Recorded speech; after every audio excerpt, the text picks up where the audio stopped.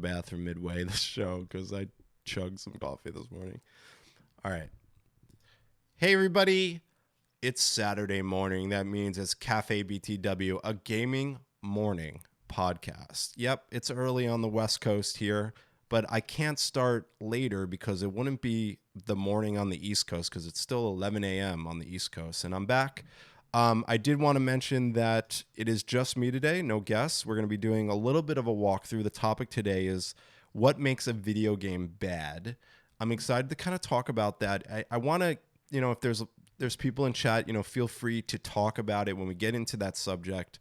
Kind of want it to be an open dialogue today. I do have some examples. I do have some things I want to walk through on how do you even measure what a bad video game is, and obviously we live in this subjective world, and with social media and content creation and what people do out there, subjectivity is probably at the forefront of our lives and the way people, handle situations. Just because you like a game doesn't mean someone else doesn't hate it. And just because someone else doesn't hate a game doesn't mean they don't like it. So it's very subjective. Video games, whether a game is bad, but there are definitive games that were terrible, right? And it's hard to say, oh my God, this definitively bad game was good.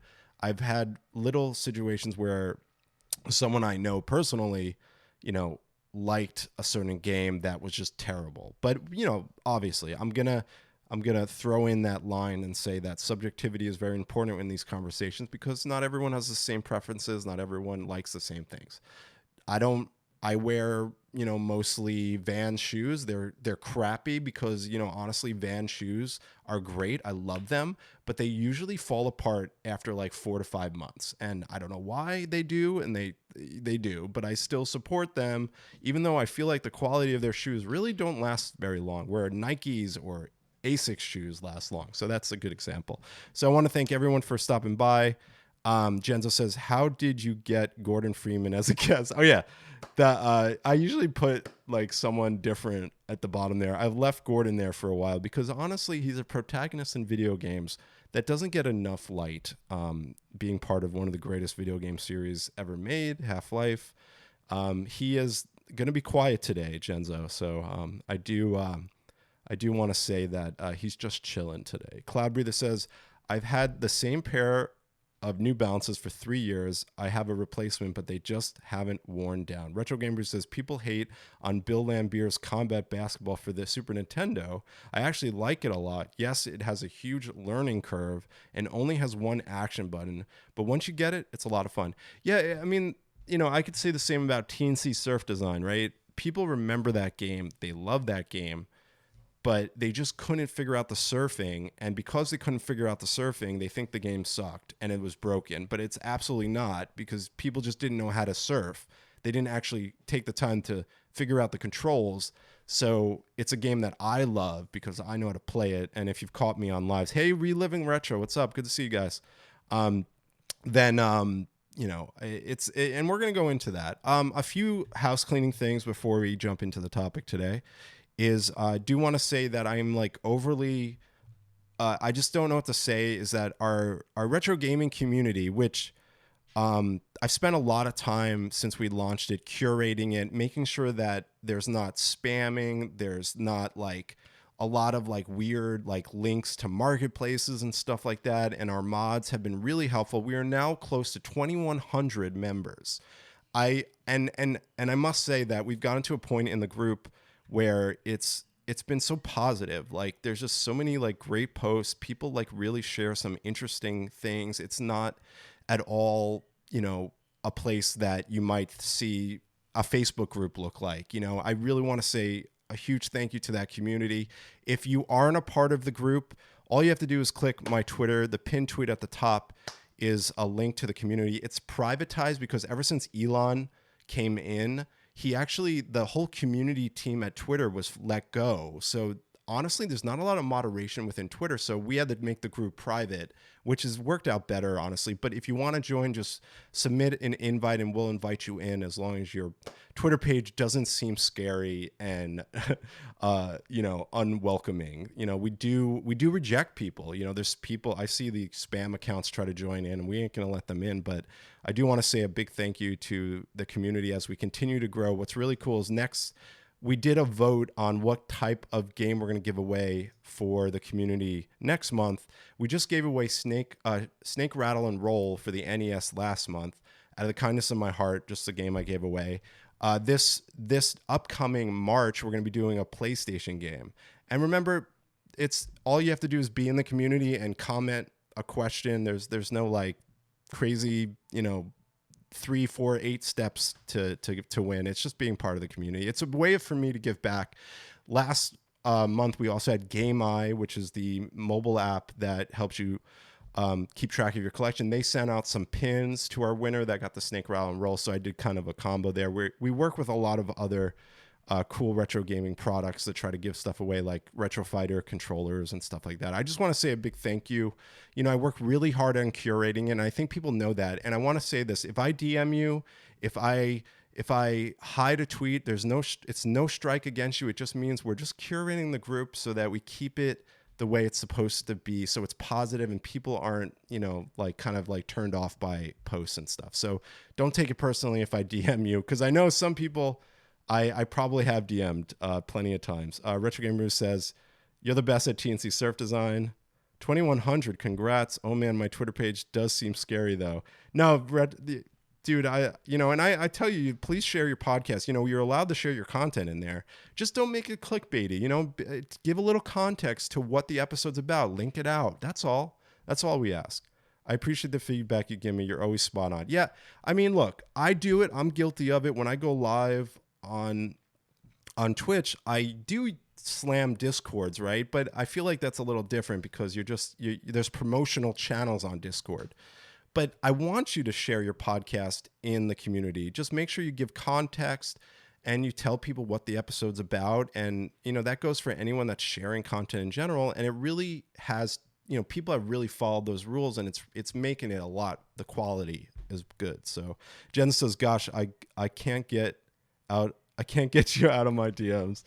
Yeah, I'm a DM fiend. No, I'm just kidding. But I do want to thank everyone for hanging out with me in there, and we'll just continue to grow the community until we can't. Until Twitter says that these don't exist anymore. But hopefully that won't be the case. But really appreciate everyone, and just wanted to thank everyone there. Every week as well, and excuse these, some like Forbes. Look at all these ads. It's horrible. Get out of here. Anyway, ignore the ads. But I did want to talk about something. As you know, at the top of the show, I like to talk about something current, and not so much the topic we're going to be talking about today. Today's current topic is AI in video games. There's a lot of talk of Microsoft including AI into Microsoft. Roblox actually is going to start including AI into video games as well. There's a lot of positives around that. There's a lot of negatives around that. People are really scared of AI. Is AI is Skynet real? I kind of think it might be. There's a lot of controversy right now, but I really think that AI could be really valuable for video games. And I want to give you an example that I think would be really cool.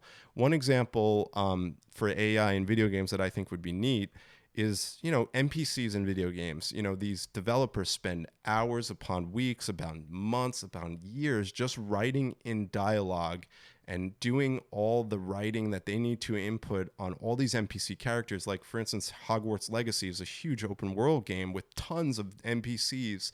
Skyrim and Fallout 76. They don't have NPCs. But anyway, imagine AI generated NPCs where they can lead their own conversations. ChatGPT is sort of this AI chat technology where you could ask it anything. It could write a paper for you. It could give you, feedback, but it always remembers what you're talking about, like you're having a conversation with a real person. It's kind of scary, right? But on the other side of it, I really see the potential of using it in open world games for giving AI their own life, their own breath. I know it sounds scary, but it will help developers focus on other aspects of the game where maybe the AI can take over for NPCs. That's one of the few examples of where I think it could be really valuable. Genzo says, so you want Free City from Free Guy? Yeah, I mean, we're honestly heading in that direction, right? I mean, it's quite possible. But I do want to say that this whole AI technology thing, it's real. It's not going away. It's probably here to stay, and that can be really scary. But I want just to make sure that you understand that, now that it's been released to the masses in certain aspects, you got Microsoft and Google now thinking about including AI in searches. So you might search for like the top Tupperware in the world, and it will show you the list like you normally see, but on the right, it might give you some examples of like, here's a place you can buy Tupperware, or give you a little bit of history on Tupperware automatically. So what's interesting about AI is it's going to be integrated into our everyday lives.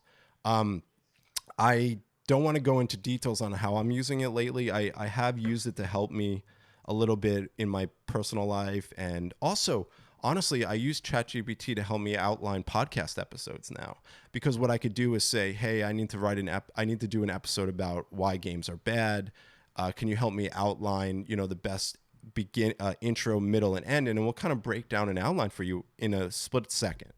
So there's some value to AI, but, there obviously is, some scary sides to it too.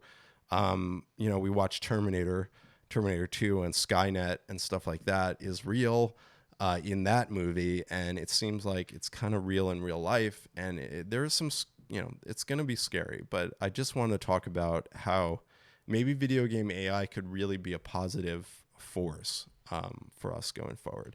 That said, we can get into, I plan to do a whole episode on AI.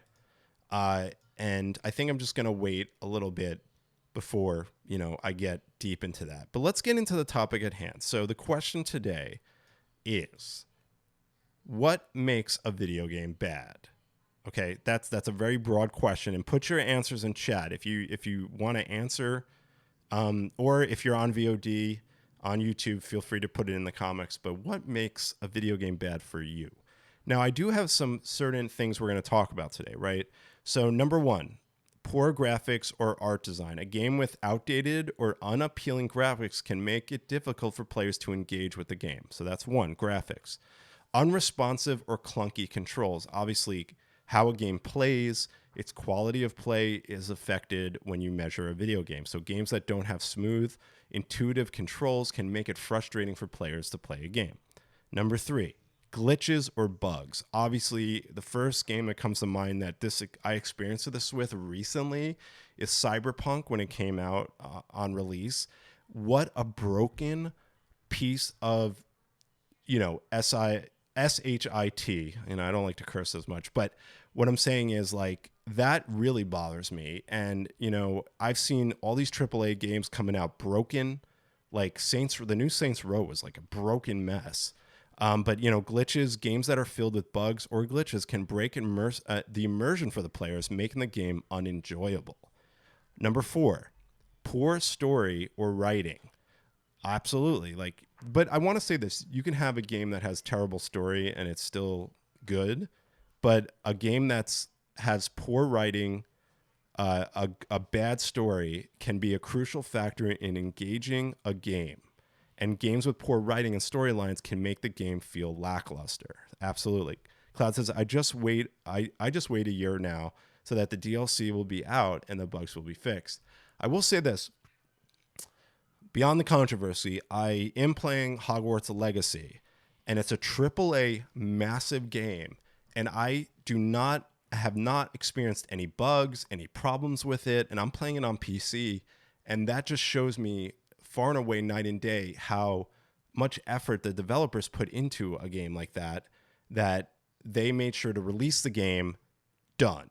And we need more of that, because I'm getting sick and tired of these patches and games being released because the marketing side of the game are rushing it for release just to make money. It is so disgusting.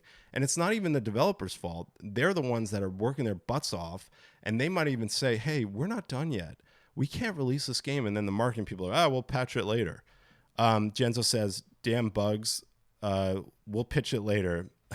It's a bad mentality, but I do want to say Hogwarts Legacy for a AAA open world game. I am impressed with the development, and the quality of the game is impressive. Okay, number 5, unbalanced or unfair gameplay. Games that are too difficult or too easy can be unenjoyable for players, as games that are unfair or unbalanced gameplay mechanics can really bother the player. Absolutely. Unbalanced or unfair gameplay, there's been a lot of that experience as well. And then number 6, which I think is also something we have to take into account, lack of innovation or creativity. And this happens a lot with sequels or third versions of games where not much has changed, and it seems like it's just a copy paste Madden, of the last year. Games that feel like rehashes of existing games or lack of innovation ideas can be somewhat uninspiring or uninteresting for gamers. Genzo Cloudbreather says, to be fair, some people love difficult games. I agree. No, but there's sometimes I've been turned off by, you ever jump into a new game and the tutorial is so overwhelming that the way they present you with the tutorial is a turnoff. And that's happened to me a million times. I've downloaded games on Steam and I've tried to start playing them, and I'm like, this game is so, like, what is going on? I don't even know how to play. The tutorial's a mess, and it's a real turnoff. But then it's kind of those things, like, if you really want to give it an effort, you learn the learning curve, you get through it, and once you get over that hump, the game kind of clicks. But I hate that process sometimes, and it makes it really unenjoyable. Retro Gamer says, difficult versus almost unplayable. Cloudbreather says, yes, I found out I was missing out on some crazy good strategy games.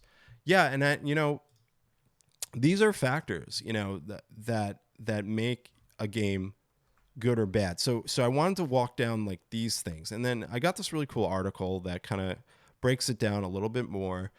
We talked about the bad games, but we didn't talk about voice acting. Some games have had some terrible voice acting.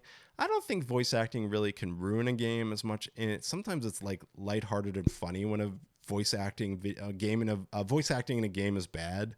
Honestly, we talked about awkward controls. Unskippable cutscenes is a big no-no. If you don't include being able to skip cutscenes, that is a huge no-no in my opinion. You got to give the player a chance to skip. And that's their bad if they want to skip and they don't want to follow the story. Like I can't tell you how many times I hate watching some cutscenes because they are so long and you can't get through it, and you're like, when are we going to play the video game? Cloudbreeze says, sometimes bad voice acting can be hilarious. Absolutely. Lack of accessibility options, which is fair. There's a lot of different types of people out there. I love seeing color blindness controls in video games. I like seeing different ways for handicaps people to be able to play video games. Or accessibility is important, especially in this modern time. Invisible walls, absolutely. There's a funny. I was playing Cyberpunk when it first came out, and I drove a car into like a building, and there's like a garage underneath. Literally, I drive this car into the underground garage in Cyberpunk, and then the floor of the garage just disappears, and I literally found a bug, and my car just went into a never-ending abyss, and it was just falling into a bug abyss. I still have the video somewhere. I got to find it, but that is a very good example of and I think one other thing is crashing. When games crash all the time, like when Cyberpunk first came out, I literally crashed on every playthrough. Like, how can you enjoy a game that just crashes all the time? Almost impossible. Interesting other little anecdotes here. Bad crafting systems. Absolutely. Sometimes they get a little overwhelming, and that's a big turnover. Cloudberry says the adaptive controller with Microsoft was a good step in the right direction. Absolutely. I want to see more of that as well. Too much dialogue makes a bad game. I think so, but some people like dialogue, so I think it's fair to say that that's pretty subjective. But yeah, sometimes when you're getting too much of that and less gameplay, that's a problem. It's a little bit of a balance, right? Too much stuff will ruin a game. Absolutely. I can't tell you, how many open world games are just such a turnoff because I feel like I'm missing out, or I'm not doing enough, or something's wrong, So I do want to say that sometimes you can give a little bit too much into a game that can make it feel bad. Bad maps and are terrible. If you don't know how to get around in a game and then they provide you with a terrible map, that is also something to consider as terrible. Like, how are we supposed to get around in a game where the map system is terrible? I want to say like the early Fallout games were kind of messed up. I remember there's so many times I got lost in like a building because it wasn't really showing me the right direction. I think that's a good example of a game that really drove me crazy at times. And then eventually you would figure it out. Unclear save locations. I like that one. I think giving the player the ability to save whenever they want, which usually is the case in open world games, is great. But there are these games where you got to get the checkpoints, and that could be really annoying. It could be very repetitive because you keep dying and you have to get to this final checkpoint in order to save. And then when you get to that checkpoint, you could breathe a little bit, right? And you finally feel like everything is better. But again, that is also annoying, and that can also cause people to not want to play something. So Cloudberry says the first two Fallout games were so funny that way. Retro Gamer says when a game is more about item management than actual gameplay, it's a huge turnoff for me. Absolutely. Invincible story characters. Oh, that's an interesting one. I didn't really think about that one. Invincible story characters. I guess they're, but I mean, when you're playing these like sci-fi, fantasy, like ridiculous games and your character is very OP, I don't know if that's like gonna accredit as a bad game, but there are times where you're like, geez, this character is like never gonna die. This character has been shot like 80 times and I'm still not dead. I do like the realism of games where you have to have potions to stay alive and you have to like do things to keep your energy up. And then there's those games where you're just super OP and nothing can stop you. So that's cool. Walking with NPCs. NPCs are definitely an interesting topic when it comes to is a game good or bad because of the NPCs. I've seen some. I think it's more funny than it's bad with NPCs at times. Skyrim and Oblivion, for instance, I love that game, but there were some funny moments with I want to, when you break into a house in like Oblivion or like a Skyrim game and like the person's there is like, hello, welcome to my home. Like, I just broke into your house and like picked your locks and I'm stealing all your stuff, yet you're really nice to me, Mr. NPC or Mrs. NPC. I find that to be really funny and endearing when NPCs are talking to you after you murdered their children and they're standing in the kitchen in the house and they'll be like, hello, welcome to my home. Thanks for murdering my family and stealing all my goods. So I think that NPCs, I want to lean towards that they don't really cause a lot of, they don't really make me hate a game. On the contrary, they make it funny, but it could affect gameplay. So, lack of meaningful choices where a game doesn't give you enough choices. I agree with that. That's something that probably bothers people and makes a game bad. So these are, obviously we've gone through a lot of different factors here that cause a video game to go bad, right? So let's jump into some games I pulled up, right? Hold on, let me pull this up. We're going to start at the top, right? So here's E.T. Probably arguably the worst video game ever made, but it really wasn't so much the developer's fault as they only had, I believe, 6 weeks to develop this game. They were rushing it for release to tie in with the movie around the Christmas season. It was a nightmare of a development. I remember, though, personally, as a kid, playing this back in the day. I mean, playing the 2600. I must have been like 7, 8 when I was playing this, and I didn't know it was a bad game. I just didn't understand what I was supposed to do. So it was one of those games back in the day, and back then that was kind of common to get a game that didn't really make a lot of sense. And I still can visually remember playing this and looking at my brother and saying, why do we keep falling into this pit? Why is Indiana Jones here now? Because I think there's a thing. But Retro Gamers has a great point here. ET isn't that bad if you figure out how to use the symbols and recognize that the landscape is a cube and it's actually pretty easy to beat. I agree. The problem is that back in those days, I think that they didn't really give you the right, they didn't really explain games to you really well. And then obviously manuals started to come out. But even when manuals were out that told you how to play, like on TNC Surf Designs, right? The surfing, how to surf is in the video game manual. But yet people just keep dying in the surfing scene because they don't take the time to read the manual. But I think Retro Gamer is right. This game technically not bad for being rushed, honestly. And don't forget, the 2600 was not a powerful machine. Like it was, most of the games were clunky. But back in the day, we didn't really know much about. We didn't know better.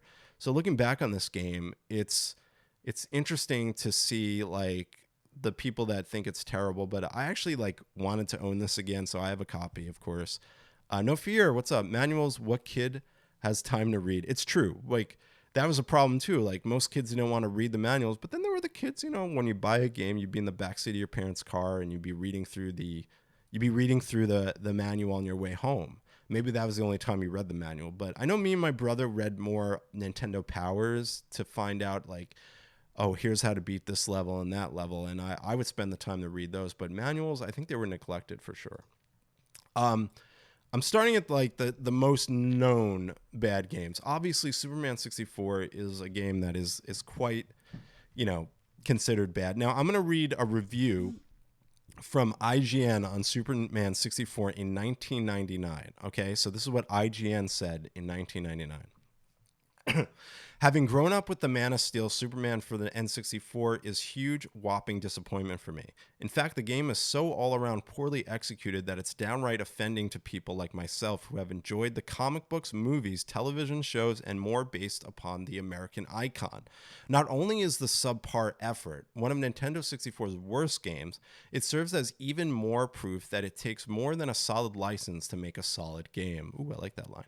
With horrible controls and unforgiving frame rates, and more bugs than can be counted, this should absolutely be ashamed and considered one of the most horriblest made games of all time. Do not buy this piece of garbage. Literally, the last line in IGN's review says, do not buy this piece of garbage. So, Cloud Breather says, Superman 64 had good multiplayer, weirdly enough. And I agree with that. So that's interesting, and that's a review from 1999. That's not a, you see a lot of people do look backs on these games and say, oh my God, looking back now on this game is terrible, but they literally thought this game was awful and terrible, even in 1999 when IGN reviewed it. All right, next game is a game I actually shared recently on Twitter, which I don't think is, I think it's playable, but for some reason, Shaq Fu gets a lot of bad rap. So here is, and this is what's cool. I pulled up some old reviews on all these games, right? So here's Shaq Fu. GameSpot says, there is simply no reason to recommend this game to anyone except as a novelty item or to Shaq's most beloved fans. Playing Shaq Fu is like spending an evening in the company of a terminally boring companion who won't shut up, says Machine Sega magazine. Shaq Fu isn't just bad, it's special kind of bad. It's the kind of bad that leaves you shaking your head in disbelief, says the Toronto Sun. The idea of Shaq in a fighting game sounds like a cool idea, but in practice, it just doesn't work, says Game Informer. Overall, the reviews for Shaq Fu were overwhelmingly negative, with many critics citing that the game's unbalanced gameplay, unresponsive controls, and lackluster graphics and sound as major flaws. The game is often cited as one of the worst licensed games of all time. There was bad controls here, absolutely. And that's a good point. Like, just because you have a famous person in your game, that does not account for you having a successful game. This is a game that you might not have heard of before, but this is a really good example of a terrible game. This game is called Big Rigs Over the Road Racing. It's a PC game from 2003. Obviously, you could see for yourself that this game looks awful. Let's read some reviews. Big Rigs Over the Road Racing is not just bad. It's not even the worst game ever made. It is the worst thing ever made by a human being, says Alex Navarro at GameSpot, giving it a 1 out of 10. Big Rigs is an unfinished, broken mess of a game with the title that's too accurate for its own good, says Jeff Gersman, who I love. As terrible as Big Rigs is, Over the Road Racing, it's hard to deny that the fact that it's also one of the funniest games you'll ever play. Oh, okay, a little bit of positivity there. Big Rigs is not just the worst game of 2003, it's the worst game I've ever played, says game critic Scott Osborne. Hilarious. And then overall, the reviews for Big Rigs Over the Road Racing were overwhelmingly negative, with many critics citing that the game's bugs, lack of content, and poor production values as major flaws. I actually played this game, and this game is awful. You want to talk about bad games? Here it is. This game, look at it. Look at the backgrounds. Look at the quality of this game. It is just terrible. Is this the Goat Simulator prequel? I mean, it might as well be, right? At least Goat Simulator is fun. Now moving on to a 3D platformer that was actually considered pretty bad, which is Bugsby 3D, the PlayStation game from 1996. Here are some reviews. Bugsby 3D is a game that you'll want to throw away after 10 minutes of play, says Jeff Gertzman, and that's something Jeff would say. Bugsby 3D is one of the most laughable, awful games ever created, says IGN, with a 1.5 out of 10. The game is frustratingly hard, incredibly awkward, and just plain not fun. Michael says from Electronic Gaming Monthly, Bugsby 3D is a disaster in every way imaginable, says Sega Magazine. And then overall, the reviews for Bugsby 3D were overwhelmingly negative, with critics citing that the game's unresponsive controls, poor graphics and sound, and lack of enjoyable gameplay were major flaws. The game is also often cited as one of the worst games of all time, and its poor reception is seen as a contributing factor to the decline of the Bugsby franchise. Genzo says, I concur with that from what I remember. I actually didn't play this game, and I'm glad I didn't, but it kind of looks interesting, but it was pretty bad. Now we're going to run back in time to an NES game that is very much considered terrible. That's Jekyll and Hyde, Dr. Jekyll and Mr. Hyde for the NES, which maybe some of you have played in the past. Let's read some reviews. And I love these. And by the way, all these reviews came out when the games were released. So these are actual original reviews from back then. Dr. Jekyll and Mr. Hyde is widely considered one of the worst games of all time for a good reason. Dr. Jekyll and Mr. Hyde is like an endurance test. If you can get through it, you can get through anything. Dr. Jekyll and Mr. Hyde is a perfect example of a game that should never have been released. Dr. Jekyll and Mr. Hyde is a complete disaster of a game, and it's hard to imagine anyone actually enjoying it, says Nintendo Life. Overall, the reviews for Dr. Jekyll and Mr. Hyde were overwhelmingly negative, with many critics citing that the game's confusing and frustrating gameplay were really bad. Even the sound and lack of fun were major flaws. I like how they say lack of fun. The game is often cited as one of the worst games of all time. Retro Gamer says there's a thriving speedrun community. I believe that. That makes sense. I mean, that's also kind of fun, like going back and playing these awful games and trying to find the good out of them and figuring out how do you play something that was bad and keep it alive. And Retro Gamers, I think speedrunners are a good example of that. So great comment there. All right, moving down the terrible games list that I pulled up. Here's one that is really interesting. So this is Laser Suit Larry Box Office. This is Leisure Suit Larry Box Office Bust, which was a PC, Xbox 360, PlayStation 3 game in 2009. Now, Leisure Suit Larry is one of the coolest, like old school point and click adventure games.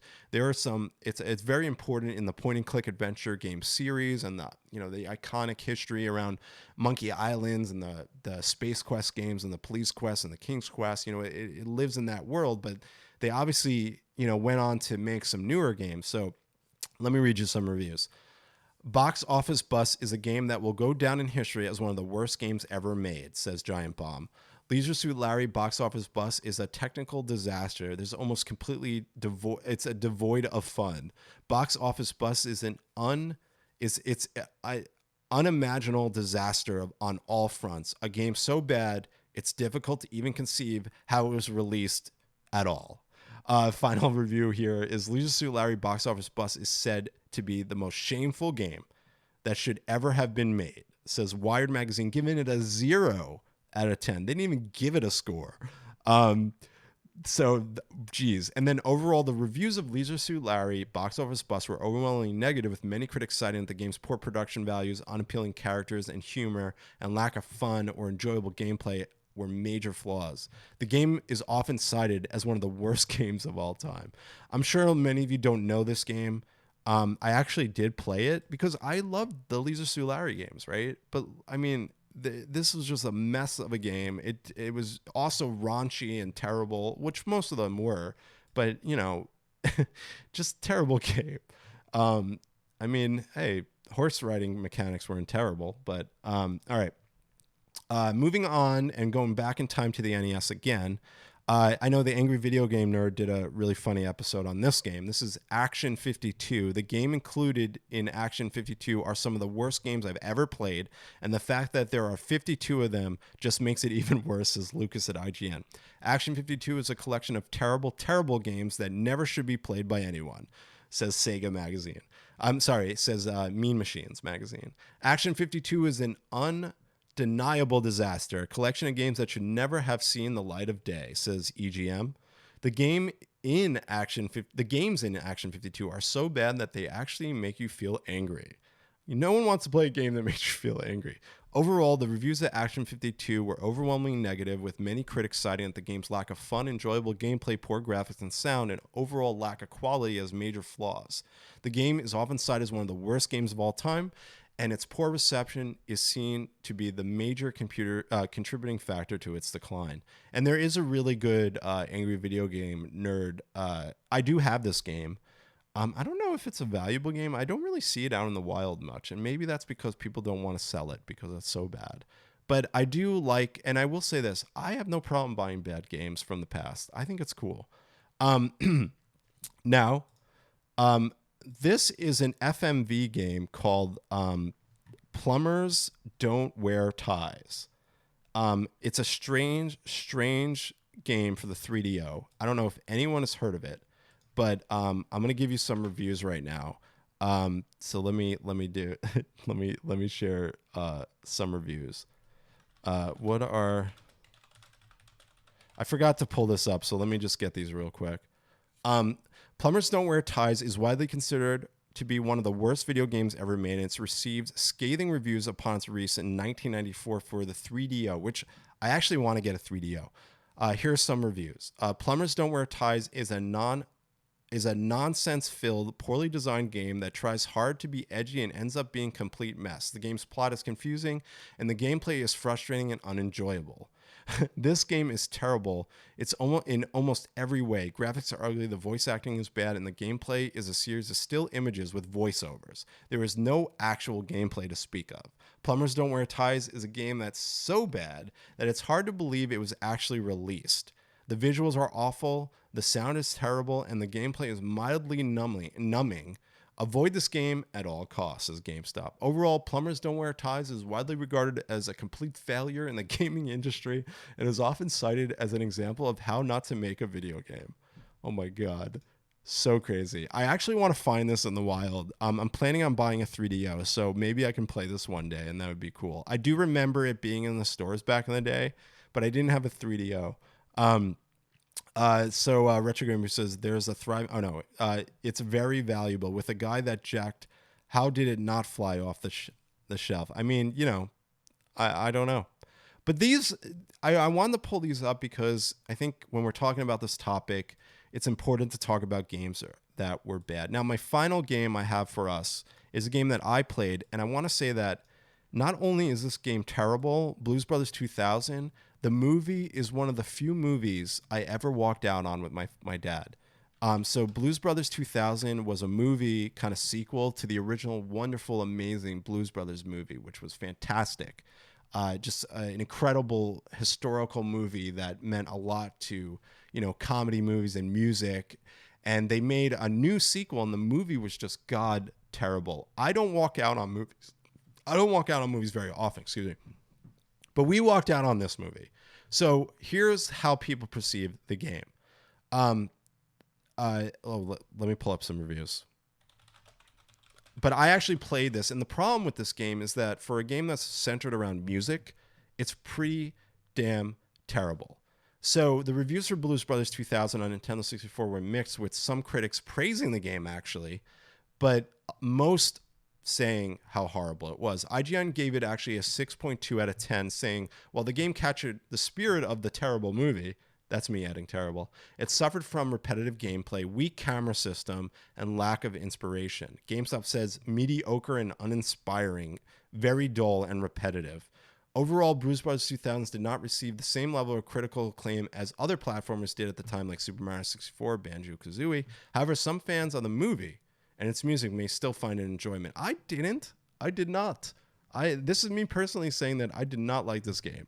Didn't the game start out in the prison? Yes, it does. I think you have to break out of the prison in the beginning of the game. I think this is actually a shot of the prison. I think one of the most terrible parts of this game is just the camera angles, and I think they're terrible. So that, obviously, like we said, this is all subjective, right? This whole process, this whole topic is so subjective. But as I do every week, I always ask, the question of the topic of the show today and see what people think on Twitter. So let's see what people said. I simply just asked, what makes a video game bad? NJ Bowden says, quick time events. I like that. Samuel Adams says, if a game is literally broken, that designates a bad game. Other than that, games are super objective. I always go back to the idea that every single game is probably someone's favorite game. There's always some fun to be had. Phantom Cat Punch says, many things can, but I'd say one for sure is poor character movement speed. Daddy Who Game says, father in me says, daily login bonus, limited time skins, battle bonuses. The gamer in me says poor signposting. Paul says everything about Cyberpunk 2077's launch just made it a bad game. I agree with that too. Gamers Reckoning says bad controls, bad art direction, and level design. The Order says sometimes just a general lack of decent gameplay, but often it's a combination of many things. I remember giving up on 2 Worlds because the voice acting was so appalling that it wrecked any enjoyment of the game. Let's go down a little bit. Let's do Rango says poor mechanics, lots of unneeded fetch quests, which I hate, forced grinding, too much repetitive back and forth, sloppy controls, constant frame rate tearing, unenjoyable level design, and more. Rob says Ultimate Team, which is a callback to Madden, which I 100% agree has ruined Madden, because I'm not into this whole gambling thing, and that's what's happened to Madden.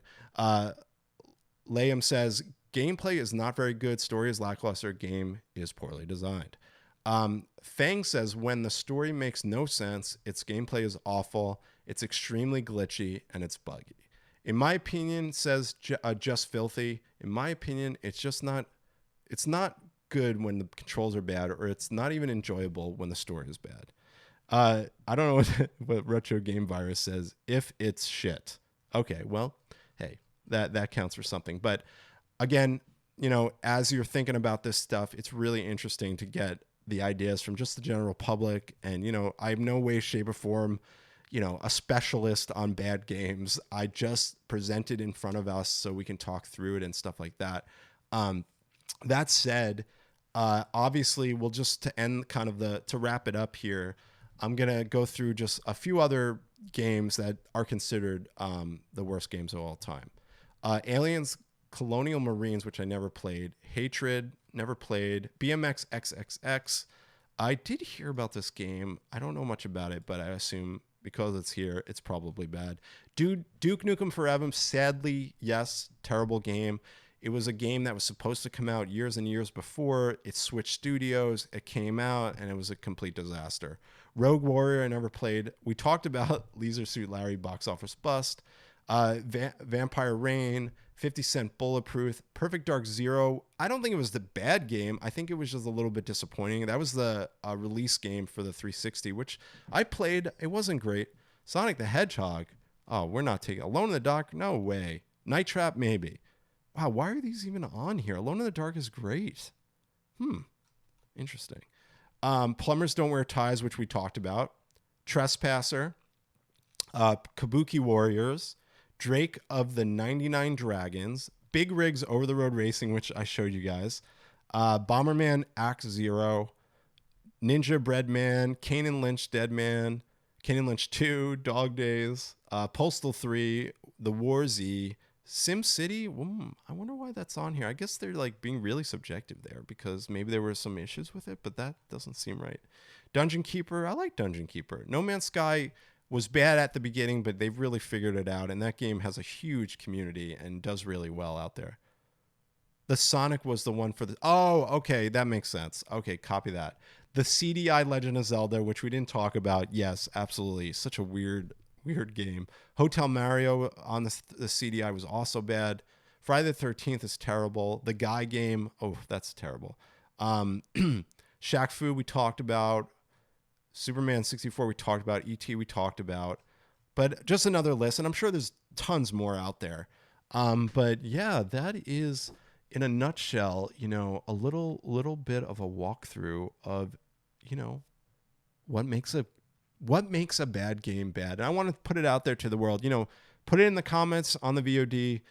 Put it in chat. I know everyone's been talking here, but if you want to hit me up on Twitter and let me know, what do you think makes a video game bad? It's a good question. But like I said, there's a kind of fun quality to playing old bad games. Some people actually enjoy it. I actually do enjoy some bad games. And I think that's okay. And just remember, if someone likes a game, but you don't, or you like a game and others don't put them down for that. Everyone has different preferences out there. Everyone believes in what they like, and not everyone believes in the same things you do. So you got to remember that when you're talking about video games, and be nice to people, because I see too much of people being hard on people, saying, "How could you not like this game? I can't believe it." Or, "Are you crazy?" No, we're just subjective. We live in this crazy world today, and there are obviously games that were terribly made that you can't play. Yes, there were, but there's games that are out there that people just don't like that are good. So just remember, you can't pick on people for that. You got to just support their decisions. You got to support their feedback and how they like or dislike games. So remember, we're a community. We're not here to attack each other because one person likes one thing or the other. I think that's a common, problem in the retro gaming world, especially. So just keep that in mind. No Fear says, all that matters is that it's fun. And No Fear also says, I have more fun playing simple side scrollers than AAA titles that take hundreds of hours and make any headway. I actually stopped playing competitive multiplayer games because I suck at them, and I'm so sick and tired of being bad at them. So I just decided to rid them out of my life. There's certain competitive games I might play that are easier and fun, like Smash Brothers and whatnot. But I'm actually opposite No Fear. I like both side scrolls, but I also enjoy single player games as well. But yeah, that's gonna wrap it up today. I hope everyone enjoyed, and I really appreciate everyone stopping by. This was just kind of like a really fun retrospective look at why games are bad, and also taking a modern twist on it as well. As games are made, we're going to continue to see bad games. We're going to continue to see good games. It's just part of the industry. It's good to be, fair, and that's what reviews are for, to see what people think about them. But remember, sometimes the critic reviews, just like in movies, aren't always spot on. So always try to get into the Reddits of the world, read into what people think about games. Don't let the critics dictate your purchasing, and at the end, you don't even have to read reviews. Buy the game yourself, play it, and you let yourself tell the world what you think of it. So that said, happy weekend, everyone. I am going to Quantum Mania soon. I'm going to see how that is. I want to say I really appreciate everyone stopping by. We will be having some guests back on the show. Thanks for hanging out with me. When it's just me hosting the show, I really rely on the chat to be here, because you're the guests on these shows. When it's just me, you're the ones that are part of it. Even when we have a guest, I want you to be part of it. So I really, really appreciate it. Until next time, I'm Andy. You can follow me below on all my socials, on Twitter, Instagram, whatever you got. I'm probably on it. That said, really appreciate everyone today. We'll see you next time on Cafe BTW, a gaming morning podcast. Thank you very much, everyone. We'll see you next time.